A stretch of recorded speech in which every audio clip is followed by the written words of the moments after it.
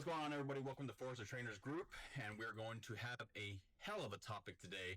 The topic today is the truth about cardio and why it is not the fat loss secret you think it is. So, what most people think cardio is the fastest way to lose fat, right? So, one, total bullshit. It's not true.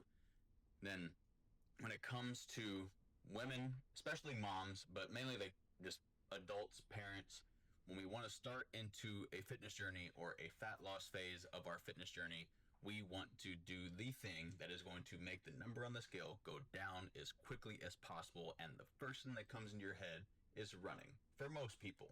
So I know if I'm speaking to you and you're thinking, I didn't think that, I get it.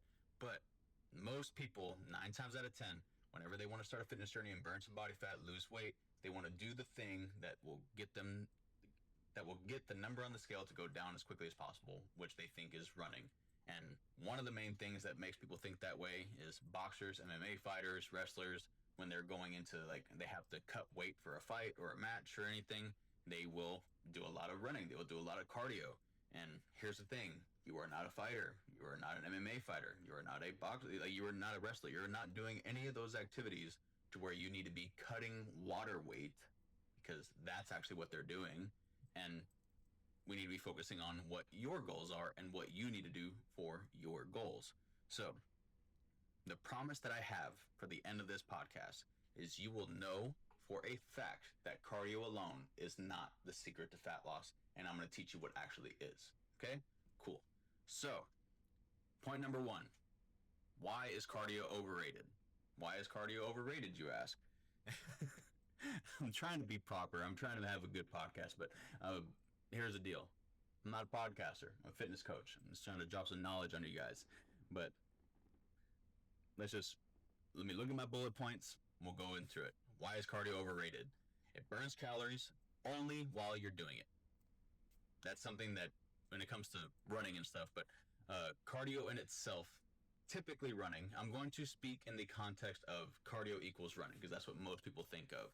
But whenever you're doing higher intensity cardio, like running or jogging, sometimes Stairmaster, sometimes elliptical, sometimes the bike, you are going to establish a calorie burn with your heart rate. You're going to burn calories, but it is only going to be at that peak while you're doing said activity.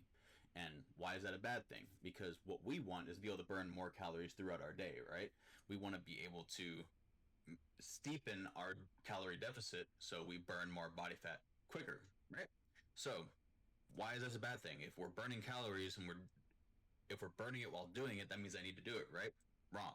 So if you're going to be running, if you're going to be at a higher intensity of cardio, what you're going to end up doing is you're going to be cutting yourself short, you're going to be selling yourself short, and you're going to end up reaching a point of diminishing returns. So what do I mean by that? You're probably going to end up on the treadmill at the gym or your Apple Watch when you're going for a run, and you're going to see, oh, well, I burned this much calories. If I'm only eating 2,000 calories and I burned 700 calories on my long-ass run, that sucks. I had to run uphill and through trees and blah, blah, blah, blah, blah. You had to do all of that. One, the calorie tracker is going to be wrong on your watch. The one on the treadmill in the gym, they're just going to be wrong. So they're not going to be accurate. You're not going to be able to put that into what your daily intake would be or what your deficit is for that day. Thanks, Noah. Thanks for joining in a few. But let me give an example for the diminishing returns effect, right? So what's going on?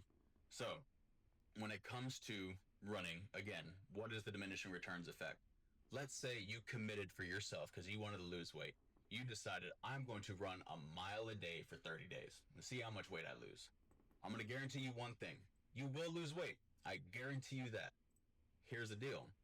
On day 1, that mile is going to suck. It is going to suck so much, insert expletive, because you're going to get shin splints. It's going to be hard. You're probably not at the cardiovascular experience level to where you can do that immediately without stopping at a decent pace to where you're at the fat burning heart rate and all things things of that nature. Versus day 30. Day 30, you're going to be like, I blew through that mile. I was able to run that mile so easily without stopping. What are the main differences here? What's going on? What are the main two differences there? On day 1, when you ran that mile, it sucked. You burned a fuckload of calories. Day 30, that run was really easy. You definitely didn't burn as much calories, but you did the same thing that you did 30 days ago. Why is there a difference? Our bodies are adapters to change. So, if we were to take the accurate calories burned, let's just call it 300 calories. From day 1, you burned 300 calories. What did you gain out of that? You lost 300 calories. You would have to do that 10, 11 more times to lose 1 pound, because a pound is about 3,500 calories. Then you probably gained shin splints, probably gained soreness, probably gained some lactic acid, like where your muscles are burning and you're uncomfortable. Then on day 30, what did you gain? Pretty much bragging rights, because you're able to run a mile way easier than you did 30 days ago. Where is the weight loss coming in? You said Forrest, you said you guarantee that you will lose weight. I did. Here's why. Whenever you run, whenever you depend on running for cardio, you are going to experience one thing, and that is losing muscle. Running is honestly one of the worst forms of cardio because it is so demanding on your muscle, and it's so high impact as well as high intensity. Even if you're thinking that you're just jogging, I want you to find a sprinter, and I want you to find a marathon runner, and I want you to tell me which one has the better physique. I'll fucking wait. Like, you see these women sprinters, you see these male sprinters, you see these men and women marathon runners. The marathon runners are sticks. They're sticks with skin. That's just what they are. You go to the sprinters, they are all caked up. Men, women, they got the legs, they got ham hocks on them. Isn't that what we all want? And here's the deal. Because they have more muscle, they get to eat way more food and look better than the marathon runners that can run way fucking longer. Because they are training, you like him. They are getting more benefits because they are doing specific training for the goal they have. Isn't that kind of like the main thing that we're doing here? So, exactly. I hope this is landing. Drop some fire emojis, drop any emojis that you want that let me know that what I'm saying is making sense. But I will go over everything. Thank you, Spencer. But the main thing, because that's mainly my point. Let's see. Yeah, I only have 2 more points. I was able to cut this down compared to last week's podcast. But I gave you the reason why running is, to put it down like you're 5, I gave you the reason why running is bad. Let me tell you what's good. So, low intensity steady state cardio. What is low intensity steady state cardio? That is steady, low intensity, like chill, but with a purpose. Walking, sometimes on a Stairmaster to add a little bit more muscle recruitment, and all those things. These are sprinkles on top of the ice cream cone.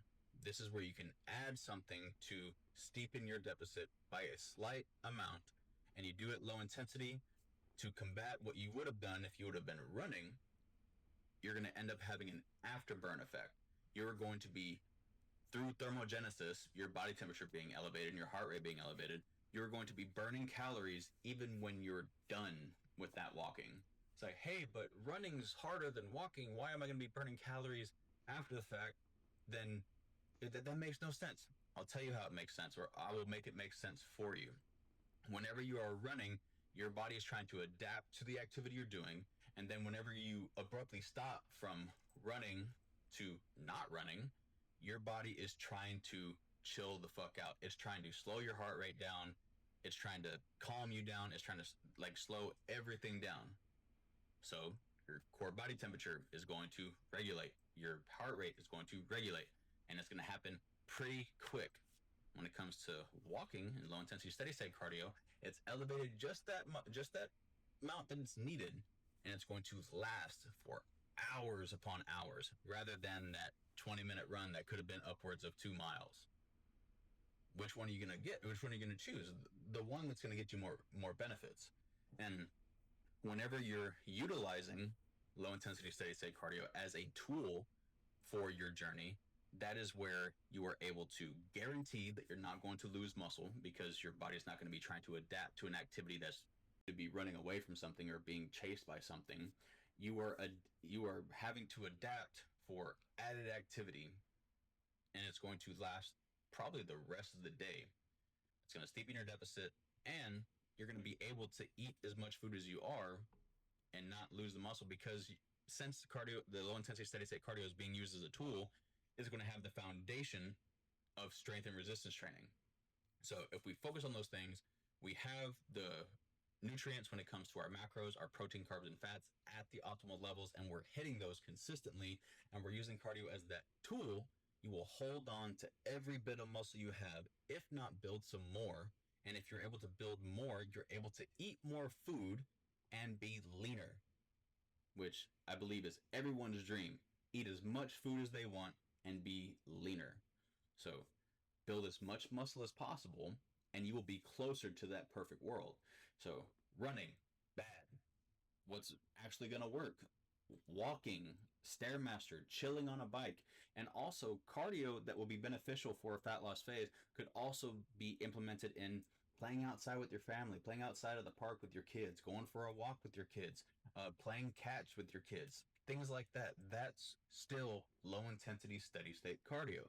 It's not as steady state as walking on a treadmill because it's not at a consistent pace, but versus hit or running, high intensity, high impact, all these things, those will cause detriment, or those will be detrimental for a fat loss phase really quick. They might help you out for like a week or two, but you will end up losing benefits probably in the first 10 days. And like after that first 10 days, you will start losing the benefits from that.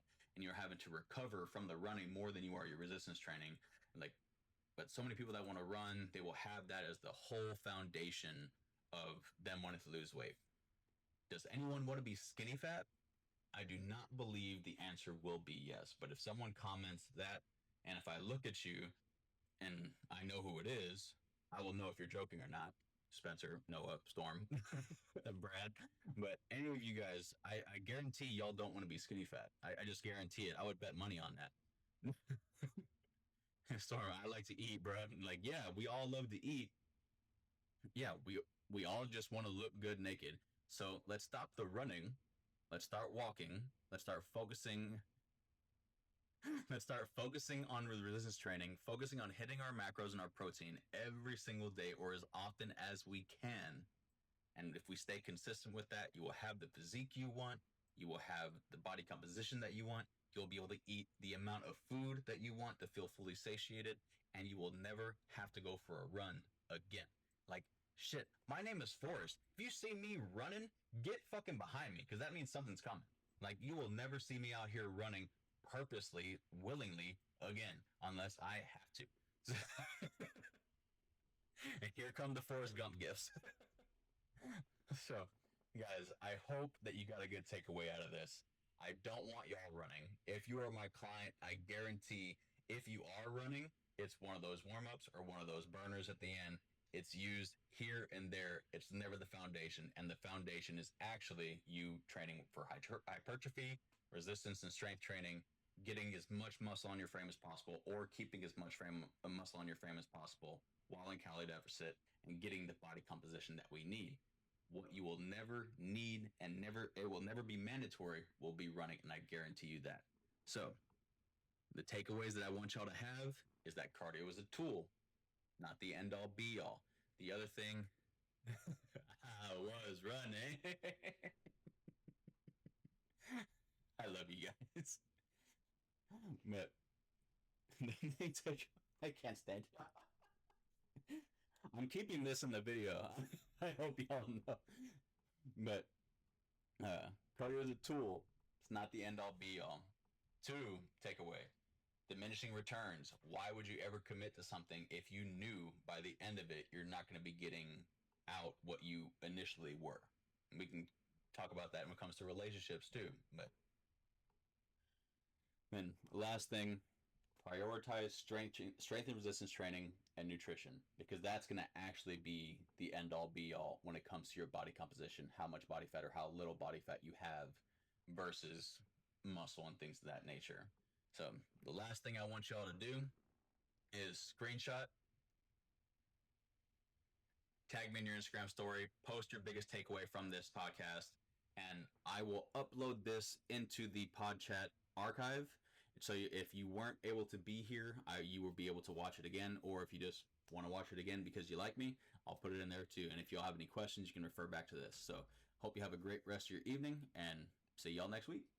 Deuces.